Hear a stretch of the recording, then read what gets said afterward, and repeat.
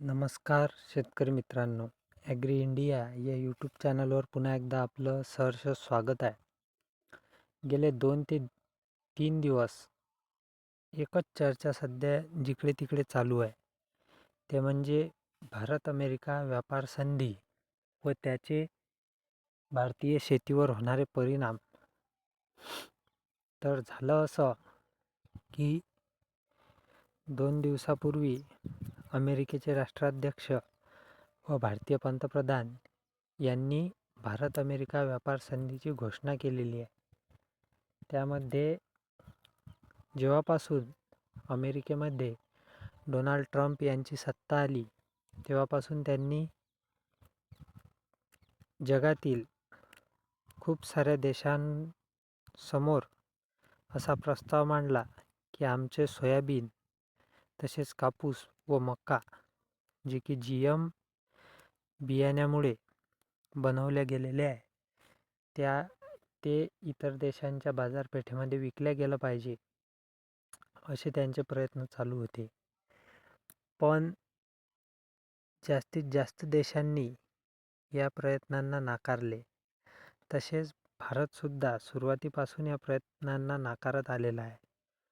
मग आता जी हे संधी झालेली आहे, त्यामध्ये असंख्य लोकांना असं वाटत आहे की भारताने या सोयाबीन व मक्याच्या आयातीला मंजुरी दिली की काय.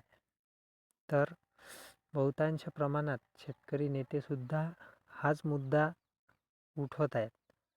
त्यामुळे नेमका शेतकऱ्याला सुद्धा हाच प्रश्न पडलेला आहे की नेमकी हे चाललं तरी काय. मग नेमकं हे चाललं तरी काय, तर 2 राष्ट्राध्यक्ष जेव्हा कोणत्याही प्रकारच्या संधीची किंवा कुठल्याही संधीची घोषणा करतात, तेव्हा त्यांना यातील ठराविकच मुद्दे माहीत असतात व जे इतर मुद्दे असतात हे बॅकग्राऊंडमध्ये, म्हणजेच पडद्याच्या मागे जे इतर अधिकारी असतात ते पूर्ण करत असतात. तसेच त्यांना हे मुद्दे माहीत असतात. त्यामुळे जे या दोन्ही राष्ट्राध्यक्षांनी घोषणा केली, मुळातच 100% शेतीवर भारताने असा कुठलाही करारावर सही केलेली नाही किंवा भारत करणार सुद्धा नाही. खूप जणांचं असं म्हणणं आहे की भारत सरकारने सही केलेली आहे व भारत आता लवकरच मका व सोयाबीनची आयात अमेरिकेकडून करणार आहे. तर ह्या सर्व फसव्या गोष्टी आहे. यावर्षी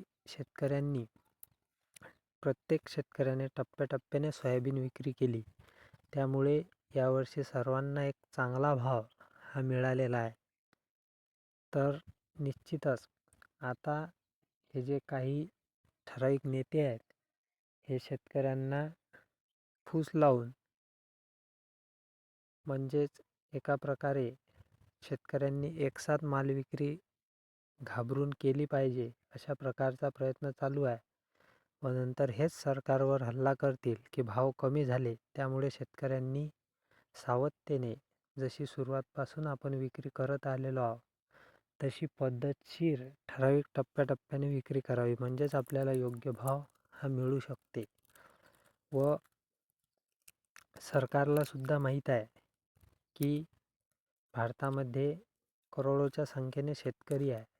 निश्चितच भारत सरकार असा निर्णय हा घेऊ शकत नाही कुठल्याही परिस्थितीत, कारण की कुठल्याही सरकारला हा धोका आहे की शेतकऱ्यांच्या विरोधात खूप मोठा निर्णय घेणे म्हणजे एका प्रकारे सरकार पाडणे, अशी गोष्ट ही होऊ शकते.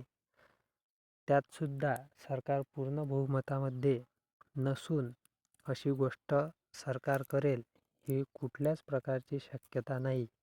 त्यामुळे शेतकऱ्यांनी या गोष्टीत जास्त लक्ष न घालता आपली जे ठराविक टप्प्याटप्प्याने विक्री चालू आहे, ती पद्धतशीर चालू ठेवावी व भारत सरकारच्या अधिकृत घोषणेची वाट पाहावी. अजूनसुद्धा अधिकृत घोषणा या बाबतीत झालेली नाही आहे. दोन पंतप्रधान जेव्हा घोषणा करतात ती फक्त एक घोषणा आहे. त्यामध्ये दृष्ट्या कुठल्याच प्रकारचं जे डिटेल माहिती आहे ती नाही आहे. त्यामुळे त्याची डिटेल माहिती यायला आणखीसुद्धा वेळ लागेल. आपल्याला या 2-3 दिवसामध्ये दिसतच आहे. जर भारताने अशा प्रकारच्या करारावर सही केली असती तर मार्केट एकदमच खाली आले असते. तरी आपण सुद्धा समजुतीने निर्णय घ्यावा व एका प्रकारे समजुतीनेच विक्री करावी व अशाच माहितीकरता आपल्या चॅनलला सबस्क्राईब करावे. धन्यवाद.